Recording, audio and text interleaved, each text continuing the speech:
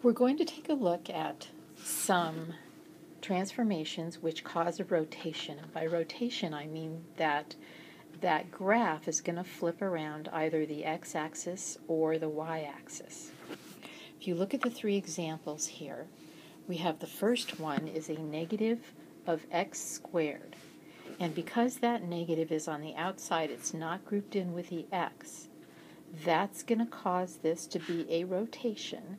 So it's an outside, and this is going to rotate around the x-axis.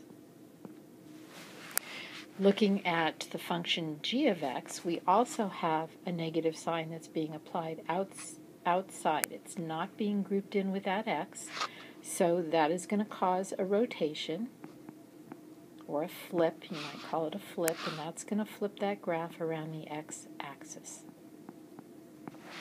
And finally, the last one, h of x, you'll notice that that negative sign is packaged inside with the x, so that's an inside, and that will also cause a rotation, but in this case, our rotation is going to be around the y-axis.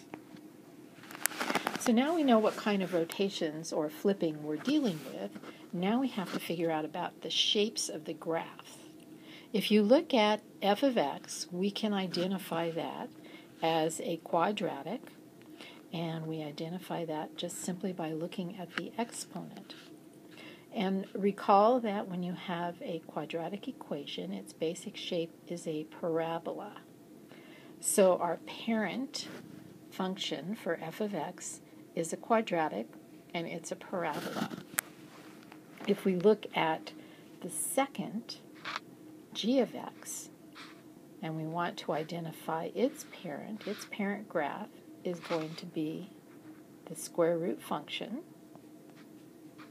and that parent has a graph that looks like this. So the square root function only uses the first quadrant. And finally, our last, h of x, our parent function, it's the same parent function as g of x. It's the square root function, and so it's going to have a shape that looks like this. Starts at the point 0 and curves towards the right. Now let's see if we can figure out what our rotations are going to do to the parents.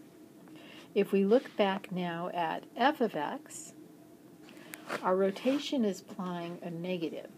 So let's just map out a few points to see if we can figure out how this graph is going to go. Remember, it's going to be a rotation around the x-axis. So our 0 point is going to stay the same as the parent, because if you substitute a 0 in there for that negative x squared, we're still going to get a 0. Substitute a 1, we're going to square 1 and then apply the negative. Substitute in a 2, we're going to square the 2 and then apply the negative, and so forth. So your final graph is going to go something like this. It's actually going to flip that parabola upside down. We're flipping that parabola around the x-axis. Let's look at g of x. Again, this is going to be a rotation around the x-axis, and you could probably just guess what it's going to look like if you have good space visualization. If you just imagine taking that line and flipping it down around the x-axis, you're going to get a graph that looks like this.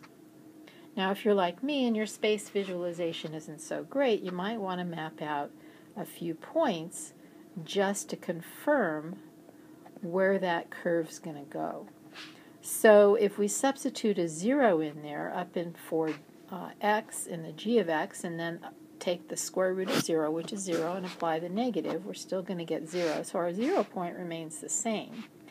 If we put a 1 in for the x, take the square root of 1, which is 1, and apply the negative, negative 1. Let's stick with perfect squares here, so let's substitute a 4 in there. So we take the square root of 4, which is 2, apply that negative, we get a negative 2, and so on. Okay, then plot those points and you'll see the graph. And finally, on our third one, h of x, this is a rotation which is going to rotate around the y-axis. And so we're going to end up, again, if you have good space visualization, you can probably just do it without finding points. But again, if you're like me and need a little extra help to verify those points, you can map out. So our 0 point we know is going to remain the same. We have a negative 0, which is just 0, so square root of 0 is 0. Now what happens if I plug a positive 1 in there? Then I'm going to be trying to take the square root of a negative number, which we know is a complex number and not something we can graph.